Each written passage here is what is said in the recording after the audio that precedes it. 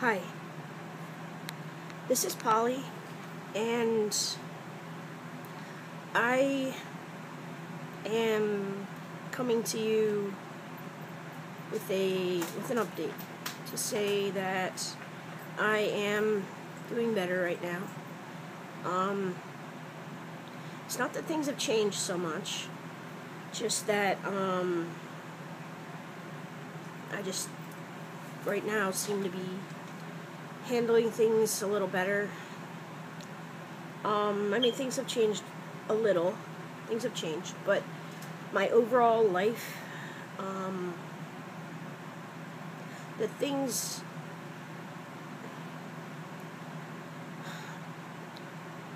as an autistic person, fighting for myself and for every other autistic person out there, I'm pleading to somebody, and I don't even know who, to give us equal rights. When we do not have somebody who can speak on our behalf. And for some of us, we have our parents right now. Well, what about the day that we don't? I never did, but that's because mine never really understood that I had autism. So they saw my behaviors the way the public sees autistic behaviors, when there's nobody who understands that the person is autistic to buffer that. They saw me as misbehaving, and they didn't understand, let's just say that. So I want to bring some awareness to people that there are a lot of different people with autism, and there are a lot of all different ages of people with autism, and it doesn't look just like you imagine. I actually had a therapist who refused to believe that I was autistic despite the evidence, but he refused to believe it simply because he said, well, I've seen autism, and he'd seen lower functioning autism, did not understand the concept of the spectrum at all. And he said, you don't seem like those people. I've got in my head my idea of what autism is. I know what it is. From my point of view, you don't exhibit those symptoms. And I said to him, so you're basing this on your experiences of people with autism? He said, yes. And I said, so you're basing this on your view of people who have been diagnosed with autism, and they were diagnosed because their autism was more severe, which led to an inevitable diagnosis of something, hopefully the right thing.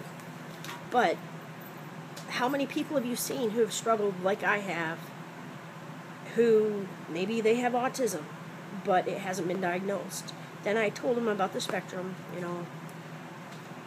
Couldn't convince him. Didn't matter. Doesn't matter.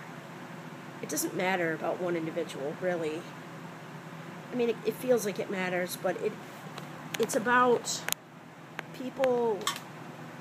You can, until the day, which is coming soon, which in a way is here, until the day we can point to autism on an x-ray, on an imaging study, in our hot little hands, and can say, that is autism.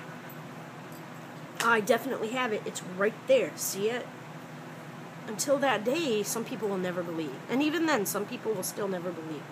So, go figure. But I do know that King's College has found autism. King College in England. And I don't know how long it will take to get to the point where it's available to everyone, or available through affordable, available through insurances and stuff like that. I don't know, but they have found it. They can see it in the brain. It doesn't have to be based solely on the criteria that they've used to diagnose it before, which is behaviors, and the past, experiences and behaviors, as well as actually whatever it is they diagnose it on. They have a very vague diagnosis of it, and then there's like NOS, not otherwise specified. So, and I remember being diagnosed with it, but one thing I never found out was whether I was actually an Asperger's child or, well, adult then, an Asperger's adult or otherwise high-functioning autistic. And I don't know which it is. I mean, in some ways I seem like the opposite of some of the Asperger's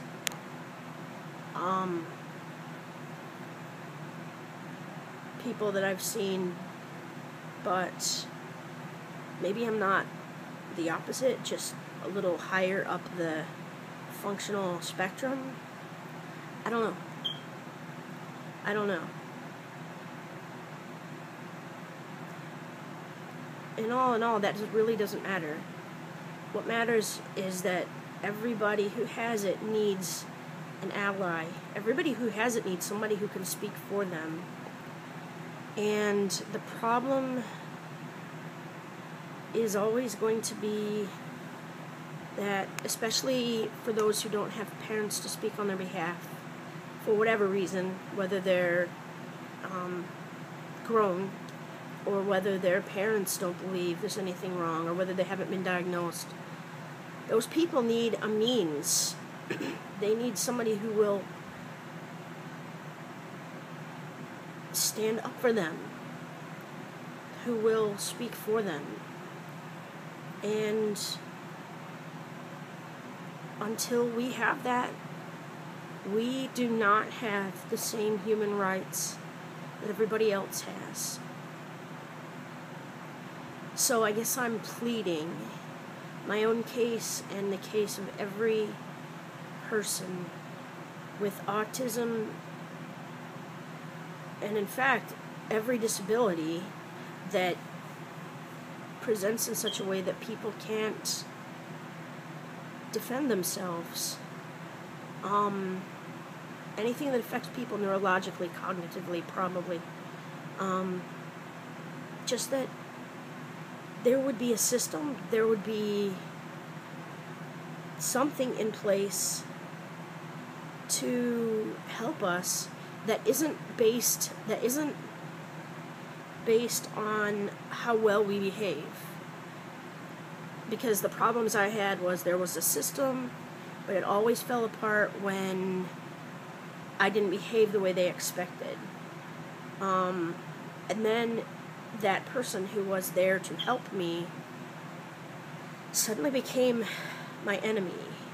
And a lot of times, not always, but a lot of times then that person would use their power to make my life worse, to be hurtful to me,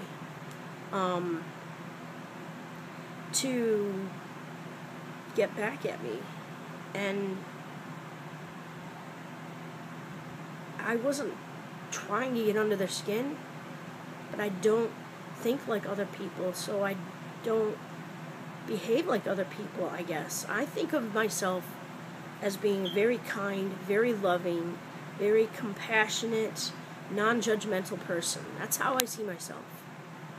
When I think of other people, I try not to judge. I try not to I don't want to judge people for whatever, because chances are I haven't been through it. And if I have been through it, then why would I judge? I'd understand it. So, but I also try to be who I am.